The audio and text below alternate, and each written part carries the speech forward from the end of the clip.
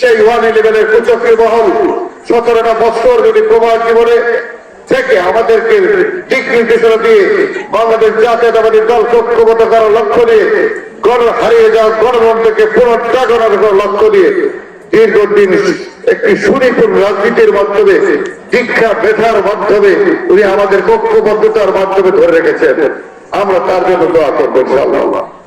আমরা বাংলাদেশ জাতীয়তাবাদী দল একমাত্র ইসলামিক রাজনৈতিক দল শুধু ন্যায়ের কথা বলে, দিনের কথা বলে, বাংলাদেশের মানুষের কথা বলে, মানুষের খেটে খাওয়া মানুষের কথা বলে, কৃষকের কথা বলে, মেহনতি মানুষের কথা বলে, বৃদ্ধ উপরিত যারা আছেন ভুক্তভোগী বাংলাদেশে না খেয়ে থাকে তাদের কথা বলে একমাত্র জাতীয়তাবাদী দল, ইসলামিক চেতনার উদ্বুদ্ধ যে দল বাংলাদেশ জাতীয়তাবাদী দল। তাই এই জাতীয়তাবাদী দলের আগামী নির্বাচন হবে, সেই নির্বাচনে আপনারা শরীক হবেন। আপনাদের আন্তরিকতা ভালোবাসা বাংলাদেশে আবার সেই গণতন্ত্র প্রতিষ্ঠা করার লক্ষ্যে আমরা সারা বাংলাদেশে সমর্থিত ভাবে এগিয়ে যাবো বলে আমরা বিশ্বাস করি।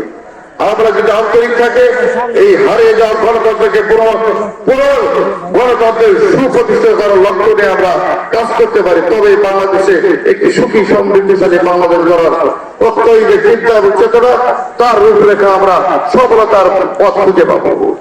যাই হোক, রাজনীতির কথা না বলি,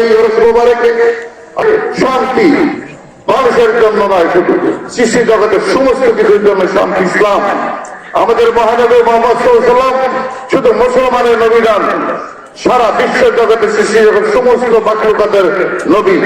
আমাদের পবিত্র কোরআন শুধু মুসলমানের কোরআন নয়, সারা সর্বজাতি, সর্ব মানুষের, সর্ব সম্প্রদায়,